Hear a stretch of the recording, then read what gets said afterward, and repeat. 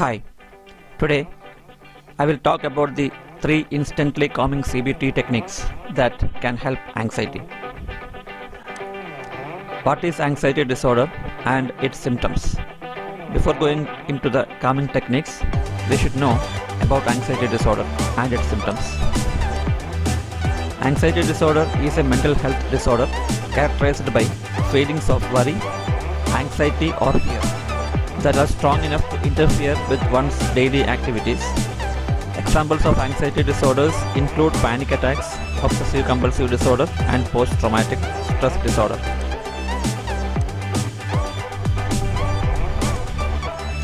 Symptoms of anxiety include stress that's out of proportion to the impact of the event, inability to set aside a worry or restlessness. People may experience fatigue, restlessness, sweating, lack of concentration, racing thoughts, unwanted thoughts, hypervigilance or irritability, anxiety, excessive worry, fear, feeling of impending doom, insomnia, nausea, palpitations, trembling, sometimes chest pain, etc.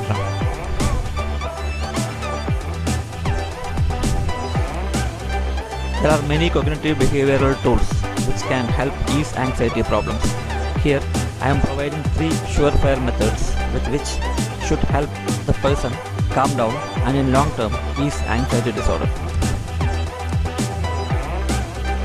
Before going into the 3 calming techniques, I request please do not forget to click on the subscribe button and bell icon to get updates. CBT Technique 1. Focus on how the feelings will change. I often remind clients that feelings are fluid and inevitably should change. So, even if after all the relaxed mental rehearsal work we have done, they find themselves starting to feel a little anxious, I want them to be thinking about what their feelings will be once they have started to feel better again. It might help to write down those unexpected changes in a few words. So, if they are nervous about a presentation, they might write down something like this: I am feeling somewhat nervous, which is natural. When those feelings change, I expect to feel calm and clear-headed again. On top of this, I will ask them to imagine what the very first little sign might be that those alterations in feelings are starting to happen. They might tell me that they will find themselves speaking more spontaneously to their audience. It might be helpful to write this down too. Feelings always shift, and even just remembering that is useful. Having your client write or think about how they expect their feelings to improve, and the first little indication that anxiety is morphing into calm, take that concept to the next level. All good psychological interventions help change expectation, and this technique is no exception. CBT technique number 2. Chew it over and act normal. Anxiety is a survival response, not an illness, but it's response that can go wrong, sometimes to the point that hinders rather than helps. Like a guard dog that feels like it is helping even as it bites the leg of a friendly mailman. Your anxiety response kicks in because it senses a threat, even though that perceived threat may not be actually real. One way to train anxiety is to be selective, and behave is to give it feedback to let it know, thanks, but you are not needed right now. Because anxiety takes its lead from what clients do, as well as simple emotional pattern matching. Then, if the client acts in ways they would not in real emergency, the anxiety will fade away. For example, during an emergency, we would not talk slowly and calmly, smile, salivate, breathe deeply, have an open posture, etc. If we adopt some of these behaviors, even just one of these behaviors, when we begin to feel stressed, then we alter the feedback to our fear response system, our sympathetic nervous system. We send it a message: see, if there was a real threat, I would not be salivating, talking normally, breathing out for longer than I breathe in.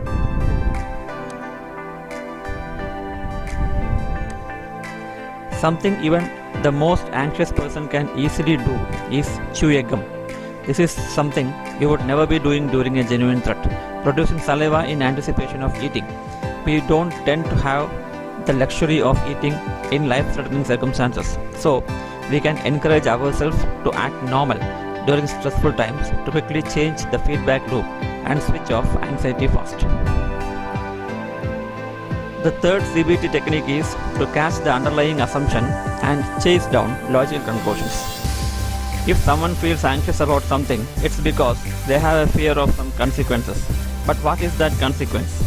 If I fear attending a party, I might ask myself, what consequences I do fear? I might decide, I fear meeting new people. But what is the consequence of that? They might not like me.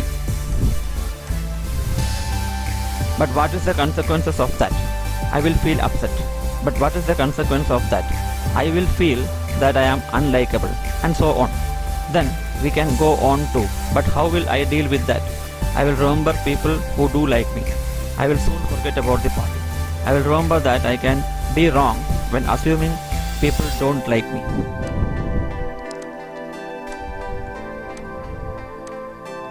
I have done this with people who are insecure in relationships by having them describe what it is they fear and begin to see that the relationship breakdown wouldn't be some kind of catastrophic end, but a step along the path to something else that would not necessarily be bad. When someone comes to feel that even if the relationship did end, they would and could survive, even thrive, then the fuel for this insecurity dries up. So, the takeaways here are: number 1, strong feelings shape thoughts, not the other way around. We can directly help lift and calm feelings so thoughts fall in line with calmer emotionality. Number 2, working to reframe thoughts can really be useful. Number 3, we can help people remember that feelings always change and focus on how they expect any current unpleasant feelings to change. This alone can begin to bring about very expectation they have imagined. Number 4, we can teach clients to alter their behavioral feedback so as to send the message to their sympathetic nervous system. Nothing to report here, no emergency, stand down. And just knowing this is possible can help clients feel more secure and confident.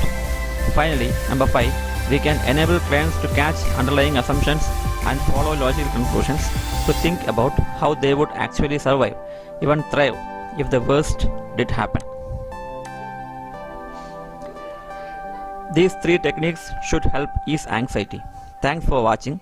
Please do not forget to click on the subscribe button and bell icon to get updates.